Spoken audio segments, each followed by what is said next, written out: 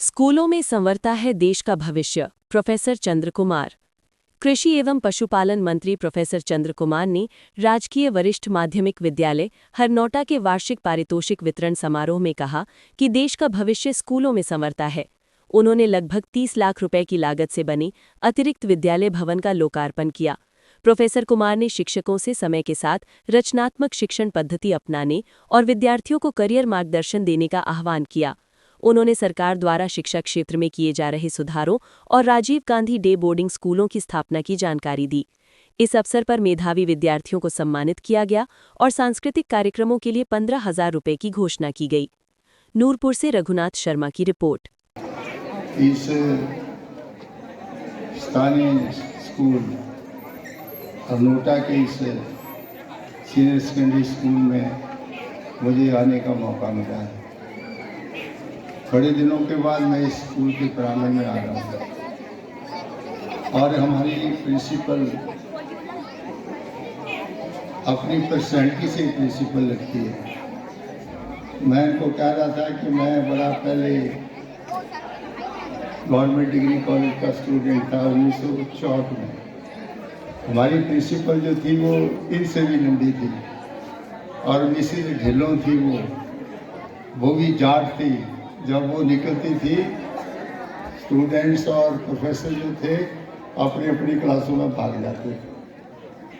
तो इनका यहाँ पर इस स्कूल को चलाना हमारे लिए एक सौभाग्य की बात है।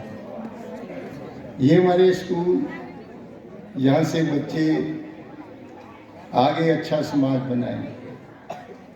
स्वर्गीय राजा वीरभद्र सिंह जी कहते थे कि अगर मैं एक लड़की को शिक्षा देता हूँ तो मैं परिवार को शिक्षा देता हूँ।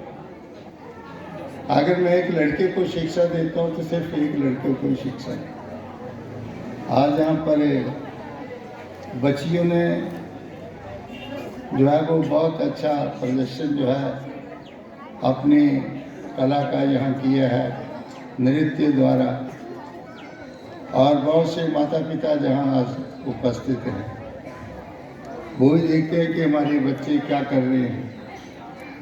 लेकिन ये एनुअल फंक्शन है, ये वार्षिक पुरस्कार समारोह है जिसमें बच्चों के अच्छी परफॉर्मेंस है, अच्छा काम है। बहुत से बच्चे जो हैं जिन्होंने एक साल में मेहनत करके जो है वो अपने दर्जा जो हासिल किया है, कोई फर्स्ट आया कोई सेकंड आया। लेकिन अभी प्रिंसिपल साहबान से कह रहा था कि साल के बीच में भी इस प्रकार का कोई प्रयास करना चाहिए ताकि माँ बाप जो हैं वो अपने बच्चों की पढ़ाई लिखाई की परफॉर्मेंस को भी देख सकें। बच्चे हमारी धरोहर हैं और अब शिक्षा का इतना प्रसार हुआ है कि हिमाचल प्रदेश में दूर दराज के इलाकों में भी बहुत से स्कूल जो है वो खोले गए। अब हमारी सरकार की सोच है कि इस युग में जो स्पर्धा का युग है, कंपटीशन का युग है, हमारे अच्छे पढ़े लिखे बच्चे जो हैं इस स्पर्धा के युग में बढ़ चढ़ के हिस्सा लें। पहले वाला ज़माना नहीं था। पहले अगर एक परिवार से कोई आदमी पढ़ जाता था तो वो समझते थे कि हमने बड़ा काम कर लिया। अगर कोई डॉक्टर बन जाता था, कोई इंजीनियर बन जाता था तो माँ बाप समझते थे कि हमारी गरीबी दूर हो गई, हमारा बच्चा अच्छा अफसर लगेगा। आज वो बात नहीं है। आज पढ़ाई लिखाई जो है सभी के लिए अनिवार्य है। पहले शिक्षा जो थी वो सिर्फ स्टेटों की जिम्मेवारी थी शिक्षा की, अब भी स्टेटों की जिम्मेवारी है। और आपने देखा है कि उस वक्त डायरेक्टिव प्रिंसिपल्स में शिक्षा को रखा गया। Rajiv Gandhi day boarding school भी हम हर एक चुनाव क्षेत्र में खोलने जा रहे हैं। और शिक्षा जो है इसको हम इसलिए स्टैंडर्ड की करना चाहते हैं। इंग्लिश मीडियम स्कूलों में जैसे बच्चों को बड़ी क्रेज थी, अब हमने पहली से हमने इंग्लिश मीडियम जो है वो कर दिया। और जो मेरिटोरियस स्टूडेंट्स हैं उनको हम अपने कंट्री से बाहर भी भेज रहे हैं। हमने कुछ प्रिंसिपल और अध्यापक जो थे जो दूसरे देश में भी भेजे हैं, ताकि देखो वहाँ की पढ़ाई का क्या स्टैंडर्ड है। ये पहली बार देखा है कि हमने टीचर्स को भी, टीचर जो है वो ज्वाली से नोटा नहीं जाना चाहता, लेकिन हमने फॉरेन कंट्री में भेजे हैं, जाकर के देखो वहाँ पर जो है वो पढ़ाई लिखाई का स्टैंडर्ड कैसे। हम कुछ बच्चों को भी भेज रहे हैं और वो दूसरे कंट्रीज में जाके देखेंगे भाई पढ़ाई लिखाई का कैसा स्टैंडर्ड है। तो मैं इसलिए कहना चाहता हूँ कि बड़े पैमाने के ऊपर एजुकेशन में परिवर्तन किए जा रहे हैं। मॉडर्न जो है वो लैब्स बनाए जा रहे हैं, स्मार्ट जो है वो रूम बनाए जा रहे हैं। और हम ये भी चाहते हैं कि कुछ हमारे अध्यापक जो है उनको जो है वो 2-2, 3-3 महीने का कोर्स डिज़ाइन किया जाए, जिसको कि वो अपना नॉलेज अपडेट कर सके। उनके लिए भी इस प्रकार का प्रावधान जो है वो सरकार करने जा रही है। तो शिक्षा जो है वो अच्छी हो, बेहतर हो, और गरीब का बच्चा जो है उसको भी अच्छी शिक्षा मिले, ताकि इस कंपटीशन के ज़माने में उनके बच्चे जो है वो भी पढ़ लिख करके आगे आए। तो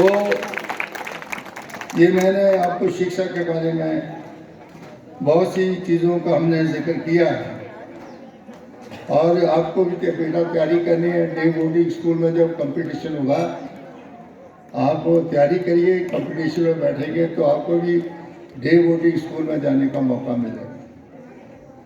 इसके साथ साथ अब कोई स्कूल ज़्यादा खोलने की गुंजाइश नहीं है, क्योंकि हर 3 किलोमीटर के ऊपर 10+2 स्कूल है, हाई स्कूल है, मिडिल स्कूल है। प्राइमरी स्कूल तो लगभग बंद ही हो गए हैं। उनका युक्तिकरण कर दिया गया है कि 2-2, 1.5 किलोमीटर के ऊपर सारे स्कूल जो थे उनको इकट्ठा करके एक अच्छा स्कूल बना दिया गया, और जो भी सुविधाएं उस स्कूल में होंगी उनको आपको जो है वो दी जाएंगी। इसके साथ साथ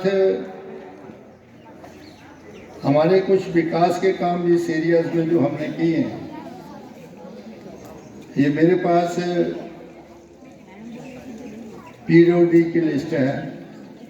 हनोटा से बनोली से चिचिया तक जो सड़क बन रही है, इसके ऊपर हम 84 लाख रुपया खर्च करने जा रहे हैं,